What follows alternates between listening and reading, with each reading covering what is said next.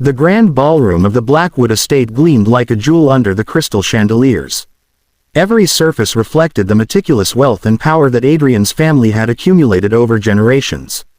Polished marble floors stretched underfoot, while ornate golden moldings traced the ceilings, echoing centuries of prestige. The guests, a mixture of socialites, business magnates, and family acquaintances, whispered in soft clusters, their eyes flicking toward the center of the room where Adrian sat. Impeccably dressed in a tailored tuxedo, he looked every bit the man of influence and control, but inside, he felt anything but composed. Tonight was a marriage of convenience, a union dictated by legacy and obligation rather than love. Adrian had spent weeks rehearsing the polite smiles, the brief nods, the casual words he would exchange with the woman he was about to marry. He reminded himself that emotions were unnecessary, even dangerous. This was business, nothing more. Yet beneath his calm, a tension hummed like a quiet storm, an acknowledgement that even the most rational man can feel the weight of anticipation. The ceremony began with the subtle, haunting notes of a string quartet. Their music floated through the air, delicate and deliberate, and Adrian found his fingers tapping lightly against the arm of his chair. The first hint of movement caught his eye, the soft swish of silk across marble, almost imperceptible. The bride was approaching. Her steps were measured, elegant, and her presence seemed to pull the very air around her into a different rhythm. She was veiled, her features hidden from sight, yet Adrian's attention narrowed completely on her. A sudden gust from the open doors whispered through the hall, tugging at the delicate veil. It slipped, falling away in a perfect, silent arc. Gasps rippled through the room, but Adrian barely noticed them. Time slowed, the music softened, and all he could see were her eyes, bright, radiant, and somehow intimately familiar despite the fact he had never met her. A warmth spread through him, unbidden and disarming. His mind, trained for logic and control, faltered, leaving a rare vulnerability exposed. The crowd seemed to fade, and all that remained was the electric pull between them. She smiled gently, a gesture so natural it made him realize he had been wrong to expect duty alone from this moment. Something unspoken passed between them, a spark, a fleeting recognition that maybe, just maybe, this arranged marriage could be the beginning of something entirely unexpected. Adrian drew in a slow breath, his usual composure strained. The empire he had built around strategy and precision felt suddenly distant. For the first time, he confronted the possibility that life, in its quiet, mysterious way, had plans beyond even his control.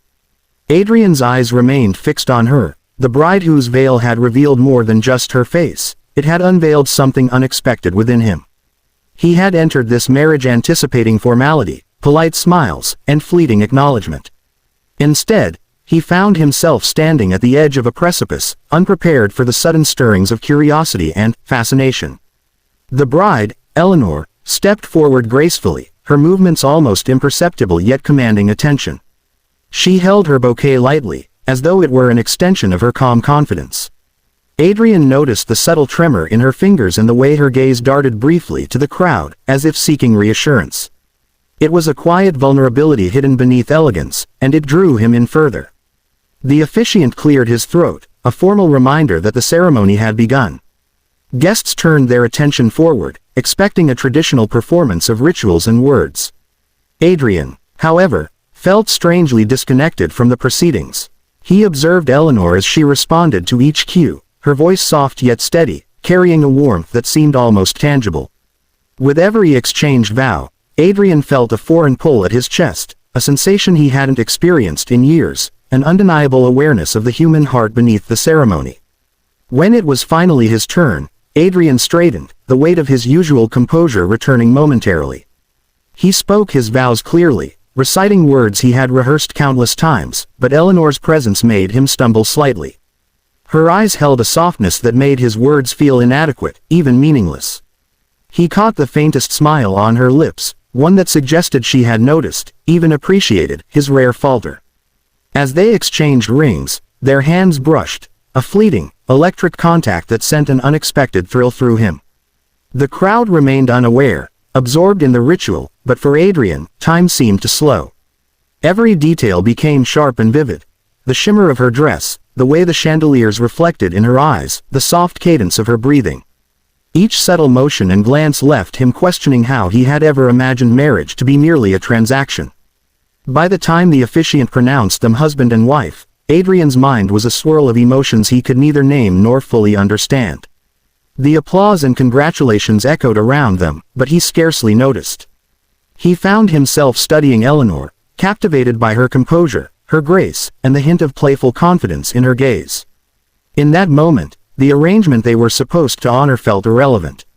Something new had begun, something neither tradition nor expectation could dictate. As they walked down the aisle together, side by side, Adrian realized that the walls he had built around his heart, steel and strategy, carefully fortified over decades, were quietly crumbling. For the first time in his life, he wondered if love might not only be possible but inevitable. The reception hall was alive with laughter, clinking glasses, and the soft hum of conversation, yet Adrian and Eleanor seemed to inhabit a world of their own. For Adrian, every smile, every gentle tilt of her head, was a revelation. He had entered this marriage expecting a formality, a contract bound by legacy and obligation, but Eleanor had shattered every assumption he had held about connection, warmth, and the possibility of something real. Eleanor, gracefully navigating through clusters of well-wishers, moved with a poise that masked both curiosity and a hint of nervousness. Adrian noticed the subtle way she lingered near the edges of conversations, listening more than speaking, and he felt a protective instinct stir, a sensation he rarely allowed himself to acknowledge. His mind, usually consumed with spreadsheets, contracts, and corporate maneuvers, now found itself entirely preoccupied with her. Finally, there was a moment of quiet. The crowd had shifted toward the dance floor, the orchestra playing a gentle waltz. Adrian turned toward Eleanor, who stood near the balcony, gazing out at the city lights that twinkled like distant stars. She looked serene, almost fragile in the glow of the chandeliers, yet there was a strength in her posture that drew him in. "May I have this dance?" he asked, his voice low, measured, but carrying an unfamiliar warmth. Eleanor's eyes widened slightly, a small smile tugging at her lips. "Of course," she replied, placing her hand lightly in his. As they moved onto the dance floor, Adrian felt the oddest sensation, a mixture of awe and disorientation. Their steps fell into rhythm almost instinctively, her hand in his like a puzzle piece fitting perfectly, as if their movements had been choreographed by fate itself. He realized that every detail of her scent, the soft warmth of her hand, the way her eyes searched his for reassurance, was imprinted on his mind in an instant. For the first time, Adrian allowed himself to let go of control, to simply exist in the moment with her. The barriers he had built around his heart, precision, strategy, emotional distance, crumbled silently with each turn and sway. Eleanor, too, seemed to let her guard slip, her laughter light and natural, her gaze unflinchingly honest. In that intimate cocoon, the rest of the world fell away. For Adrian, it was a revelation. This arranged marriage, once merely a duty, had begun to transform into something neither of them could ignore. As the waltz carried them through the room, he realized that the future he had meticulously planned might be irrelevant. With Eleanor beside him, he felt the exhilarating, terrifying possibility of a life reshaped by something far more powerful than contracts or legacy, by love. The reception had begun to wind down, the once lively room now filled with the soft hum of conversation and the occasional clinking of glasses. Guests lingered in small groups, exchanging congratulations, but Adrian and Eleanor had slipped away from the crowd, drawn to the quiet of the estate's terrace. The cool night air brushed against their faces, carrying the faint scent of jasmine from the gardens below. For the first time since the day began, Adrian felt free from expectation, free from the weight of legacy, contracts, and appearances.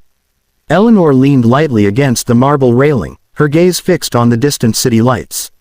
Adrian stood beside her, his usual calm replaced by restless energy he could neither name nor suppress. The veil had long been removed, the formalities observed, but something unspoken lingered between them, a tension, a curiosity, a mutual recognition that their lives had shifted irrevocably in a matter of hours. "You look different," Eleanor said softly, her voice almost a whisper. "Not like the man who walked into that hall hours ago." Adrian turned to her, the hint of a smile tugging at his lips. "Perhaps," he admitted, "or perhaps I've simply realized that not everything in life can be calculated." Their eyes met, and for a moment, the world seemed to hold its breath. Adrian noticed the subtle curve of her smile, the warmth in her gaze, and the way the moonlight kissed her features. For all his wealth and power, for all the empires he had built and controlled, he felt disarmed, exposed in a way he had never allowed. "Do you ever wonder if we're making the right choice?" Eleanor asked, though her tone suggested more curiosity than doubt. Adrian took a slow breath, considering his answer. "I used to think marriage was just strategy. But now," he paused, reaching for her hand, "I think it might be something else entirely." Her fingers intertwined with his, light but steady, and Adrian felt a grounding warmth he had never experienced before. They stood in silence for a moment, the city stretching endlessly before them, their connection unspoken yet undeniable. For the first time, Adrian allowed himself to imagine a life not dictated by contracts, obligations, or cold calculations, a life where Eleanor's presence was not a duty but a choice. Finally, she looked up at him, her eyes reflecting the starlight above. "Then let's see where this takes us," she said, her voice both daring and tender. Adrian nodded, a rare vulnerability softening his features. For the first time, he didn't feel the need to control, to plan, or to anticipate. He only felt the moment, and her. In the quiet of the terrace, away from the eyes of the world, an arranged marriage had begun to bloom into something far more profound.